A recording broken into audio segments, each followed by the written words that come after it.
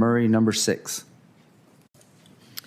Yeah, thank you, Mr. Chairman. My amendment is really straightforward. It establishes a deficit-neutral reserve fund to make sure that no president can unilaterally impound, delay, or withhold congressionally appropriated funds in violation of the U.S. Constitution or the Impoundment Control Act of 1974. This is not a partisan issue. It is actually about upholding our laws and Congress's constitutional authority over federal spending.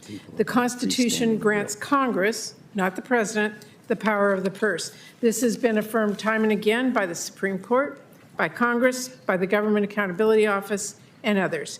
And yet today, Trump, Elon Musk, and Russ Vought have been holding up huge chunks of funding that Congress passed, often on a bipartisan basis. When presidents ignore our spending laws and the power of the purse, our Constitution gives Congress, not the president, it doesn't just block funding for the American people, it erodes the trust necessary for bipartisan negotiations here in Congress. As I have emphasized, members of Congress on both sides must know a deal is a deal. This amendment is about protecting the integrity of our democratic process, our most fundamental checks and balances. Every senator, Republican or Democrat, should support this amendment to preserve Congress's authority and maintain the trust necessary for effective governance. So I urge my colleagues to support this amendment and reaffirm that Congress controls federal spending, not the president. Thank you, Senator Moreno.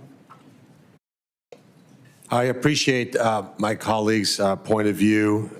You said this is about preventing any president from doing that. It would be more interesting to make that retroactive to the last 4 years in which Joe Biden unilaterally forgave student loans. That did not pass Congress. In fact, a bill was attempted to pass Congress that was rejected, and yet Joe Biden relieved student debt. It went to the Supreme Court. Supreme Court ruled he could not do that, and yet he still did that.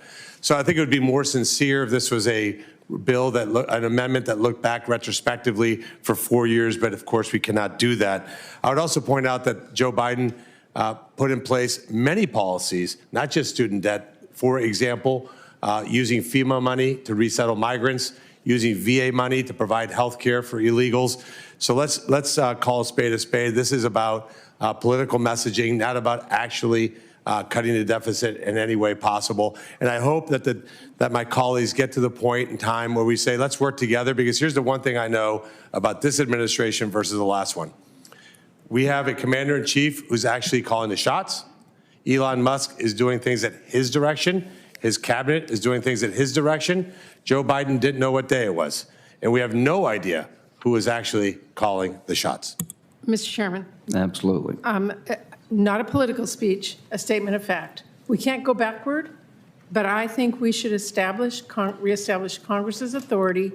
And everyone knows, as chair of Appropriations Committee, as vice chair of Appropriations Committee, I have worked with my partners on both sides of the aisle to get bipartisan spending agreements. There's no way we can have that trust to vote on either side anytime in the future for any president if we don't know that our agreement is an agreement and will be abided by the Constitution and the law to go into effect. So I urge my colleagues who want to talk about what happened with President Biden to support this amendment to assure that that is there in the future.